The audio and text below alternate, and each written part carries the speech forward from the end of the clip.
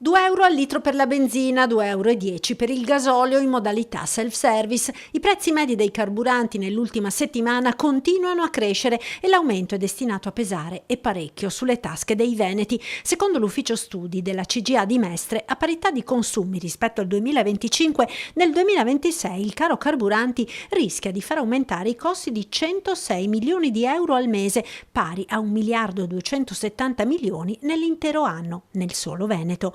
Una vera e propria mazzata per i bilanci delle famiglie e delle imprese. Le azioni intraprese dal governo, secondo CGA, non sono in grado di compensare, visto che i rincari alla pompa sono di gran lunga superiori agli sconti sulle accise.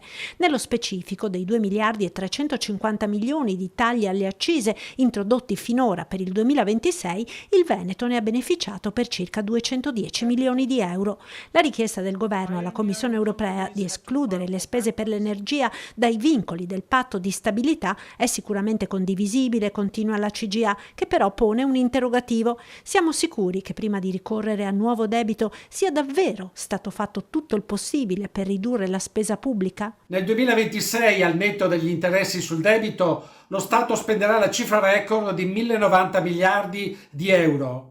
Limitare questa spesa anche per solo l'1% significherebbe liberare circa 11 miliardi di risorse che potrebbero essere utilizzate per aiutare famiglie e imprese contro il caro carburanti e il peso delle bollette. Non si tratta di tagliare lo Stato sociale, ma di eliminare sprechi e inefficienze.